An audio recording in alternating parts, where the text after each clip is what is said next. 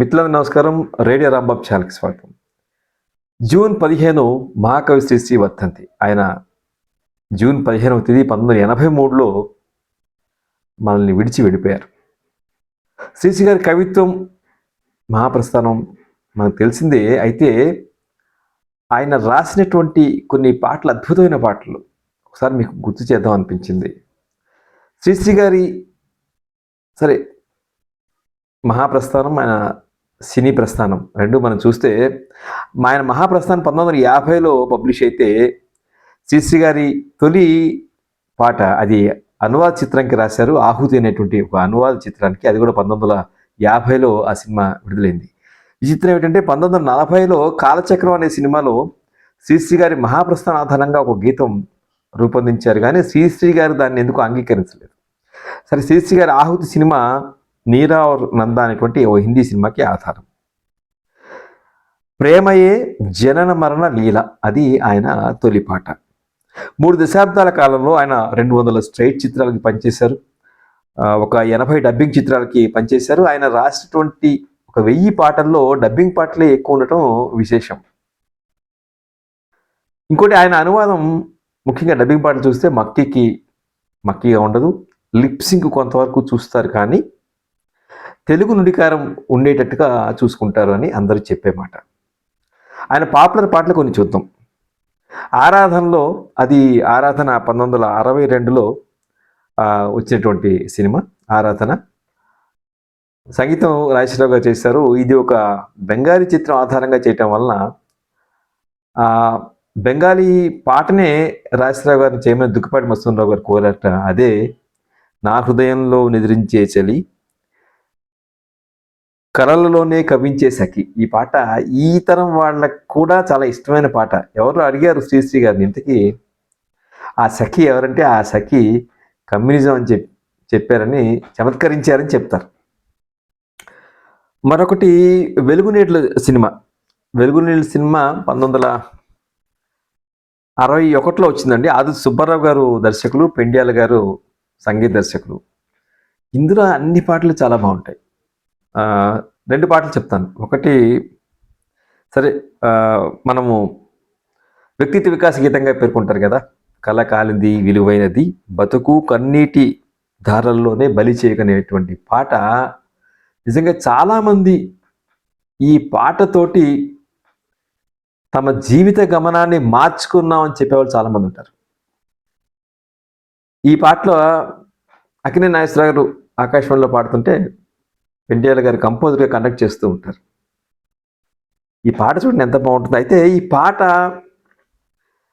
శ్రీశ్రీ గారు తమిళ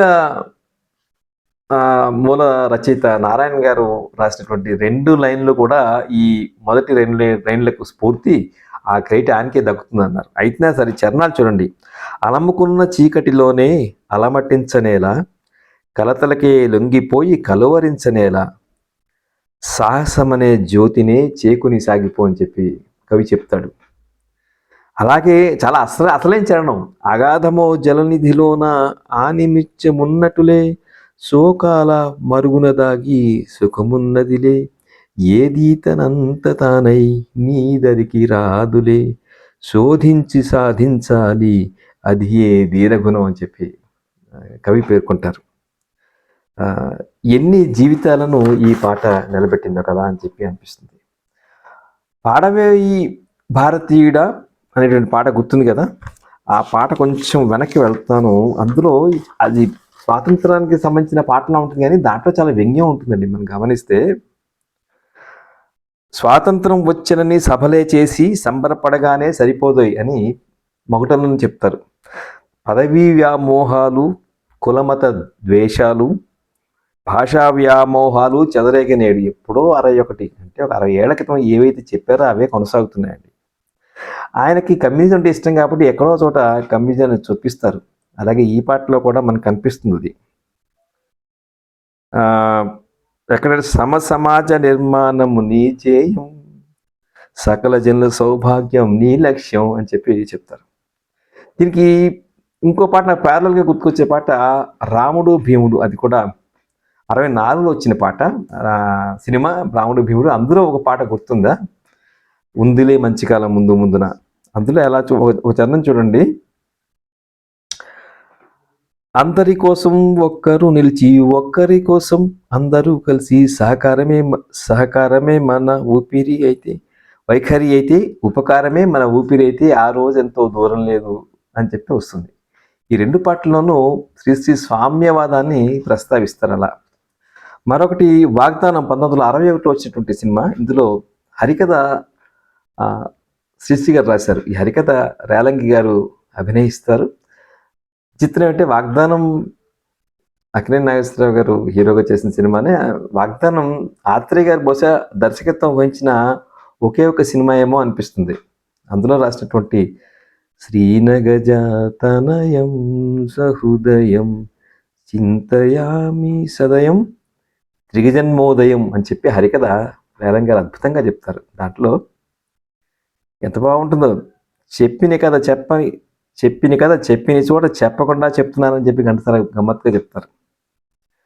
వాడు నెలరేడు సరిజోడు మనగాడు అని చెప్పి ఒక చోట మోము కలవరేడు నా నోము ఫలము వీడే అని చెప్పి చెప్పడం కానీ ఎంత ప్రాసతో రాస్తారో అద్భుతంగా అని చెప్పి నాకు అనిపిస్తుంది. రఘురాముడు రమణీయ వినీల ఘనశ్యాముడు అని చెప్పి చెప్తారు. అలాగే ఆయన దుక్కిపాటి బసవరావు సినిమా మాంగళ్య చిత్రంలో 5 పాటలు రాశారు, అద్భుతమైన పాటలు. అందులో నాకు ఆశ్చర్యం కలిగించిన పాట ఏమిటంటే, చిన్నపిల్లలు, మరి ఇప్పుడు చిన్నపిల్లలతోటి ఒక పెళ్లి పాట అనేది ఊహించలేం. ఇది 1958లో వచ్చింది. ఆది సుబ్బారావు గారు దర్శకుడు, మాస్టర్మైన సంగీతం. హాయిగా చేయిగా ఆలు మగలై కాలం గడపాలి, 1000 ఏళ్ళు మీరు అనుకూలంగా ఒకటై బతకాలి అంటూ తరుణం దొరికిందే చాలు తలగడ మంత్రం చదవద్దు అని చెప్పి శ్రీశ్రీ గారు గమ్మత్తైన తలగడ మంత్రం అనేటువంటి ఒక పదప్రయోగం చేశారు ఈ పాటలో.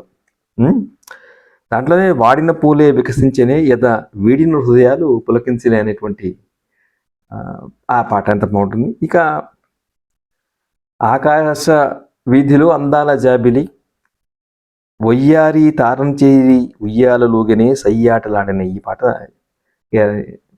ఒక అద్భుతమైన పాట కదా. అలాగే ఆయన నర్తనశాలలో కూడా ఒక పాట రాశారండి. అది ఎవరి కోసం ఈ మందహాసం ఈ మందహాసం ఒకపరి వివరించవే సొగసరి, చెలిమి మందహాసం ఏమని వివరించను అని చెప్పేంటి పాట. ఇది కూడా చాలా గమ్మత్తైన పాట.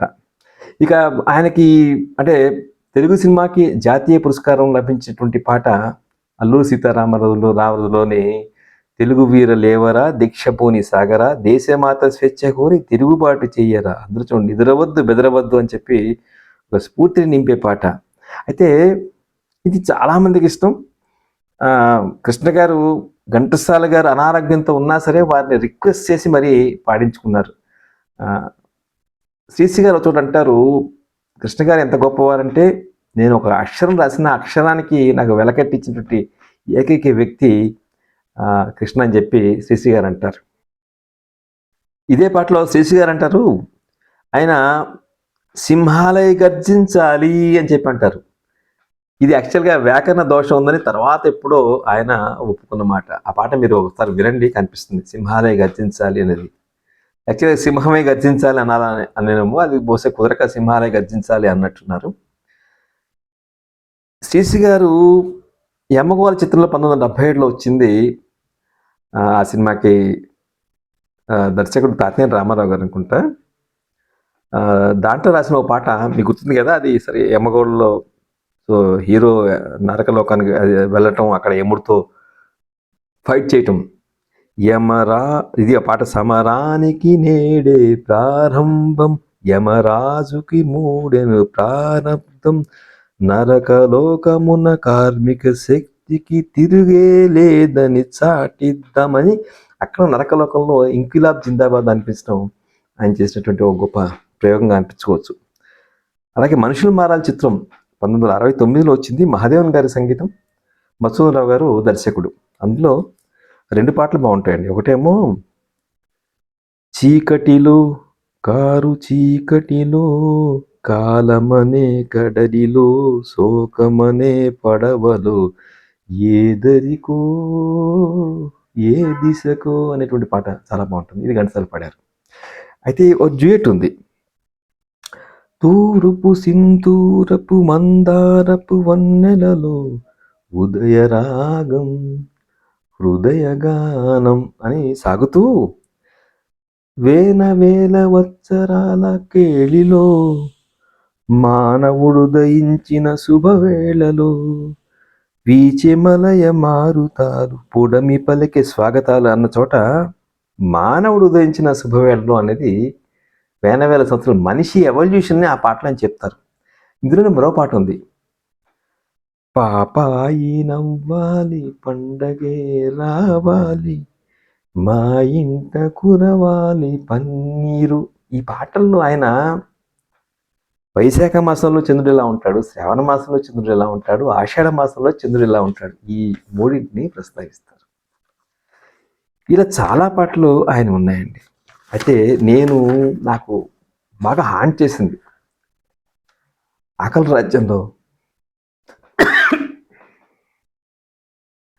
రాజ్యంలో శ్రీశ్రీ గారి కవిత్వం అంతా మనకు కనిపిస్తుంది కదా. అందులో ఒక చిన్న సాక్యం ఉంటుంది 2 నిమిషాల పాటు. ఒకసారి చదివి వినిపిస్తాను. ఓ మహాత్మా ఓ మహర్షి అని స్టార్ట్ అయ్యి ఇలా మొదలవుతుంది. ఏది చీకటి ఏది వెలుతురు ఏది జీవితం ఏది మృత్యువు ఏది పుణ్యం ఏది పాపం ఏది నరకం ఏది నాకం అని మళ్ళీ కంటిన్యూ అవుతుంది. ఏది సత్యం ఏది సత్యం ఏద నిత్యం ఏది నిత్యం ఏది ఏకం ఏదనేకం ఏది కారణం ఏది కార్యం అని కంటిన్యూ అవుతూ మళ్ళీ ఓ మహాత్మా ఓ మహర్షి తర్వాత ఇలా సాగుతుంది. ఏది తెలుపు ఏది నలుపు ఏది గానం ఏది మౌనం ఏది నాది ఏది నీది ఏది నీతి ఏది నేతి నిన్న స్వప్నం నేటి సత్యం నేటి ఖేదం రేపు రాగం ఒకే కాంతి ఒకే శాంతి అని ఎండ్ అవుతుంది. మళ్ళీ ఓ మహర్షి ఓ మహాత్మా అని ఎండ్ అవుతుంది. అంతకీ ఇంత గొప్పగా ఉంటుంది. చాలా ఒళ్ళు పులకరించేటువంటి ఓ సాకి అది. ఇవన్నీ ఇన్ని పాటలు శ్రీశ్రీ గారి కోసం గుర్తు చేస్తున్నాను విన్నప్పుడు ఆయన మహాత్ముడు ఆయన మహర్షి అని చెప్పి నాకు అనిపించింది. ఇది శ్రీశ్రీ గారి వర్ధంతి సందర్భంగా ఆయన్ని పాటల్ని కొన్ని తలుచుకునే ప్రయత్నం చేశాను. ఈ వీడియో మీకు నచ్చితే లైక్ చేయండి, షేర్ చేయండి, రేడియో రాంబాబు ఛానల్కి సబ్స్క్రైబ్ చేయండి. నమస్కారం.